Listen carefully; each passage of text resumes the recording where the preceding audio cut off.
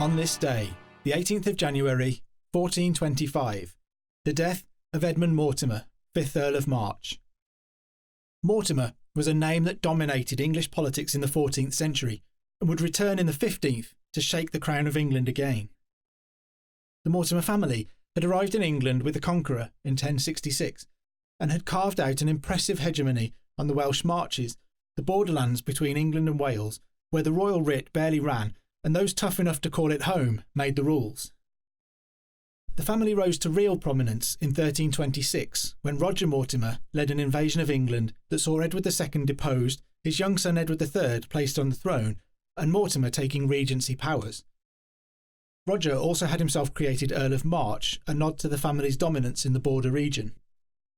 When Edward III took power for himself, it cost Roger his life, and the family fell as dramatically as it had risen.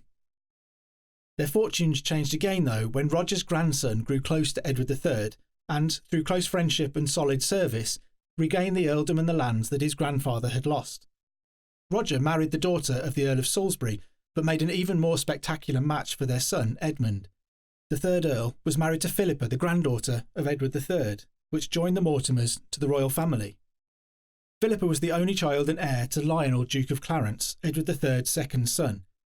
The marriage also brought with it lands and influence in Ireland. The fourth Earl of March was another Roger. The oldest child of the Mortimer family tended to take the grandfather's name, and the second the father's, so the earls tended to alternate between a Roger and an Edmund. This earl was considered by some to have been heir presumptive to the childless Richard II, as a descendant of the next son of Edward III. The matter really wasn't clear, though, and John of Gaunt, Edward's third son, made efforts to have Philippa's line passed over so that his would follow Richard II if he had no sons. In 1399, Richard II was deposed by Henry IV, the oldest son of John of Gaunt. Roger Mortimer had died the previous year, leaving two small sons unable to press the potential Mortimer claim. Edmund and Roger were taken into royal care, and when Henry IV died, his son Henry V released them and allowed Edmund to enjoy his lands and titles. Edmund had already been the subject of an abduction plot that had aimed to take him to Wales and make him king. Now he became 5th Earl of March, and in 1415 he was involved in another plot to assassinate Henry V and to make Edmund king, but this time it was Edmund himself who lost his bottle and told Henry all about it. That led to the execution of the others involved in the plot, including Edmund's brother-in-law, Richard of Conisbrough. In 1423, Edmund was appointed Leftenant of Ireland.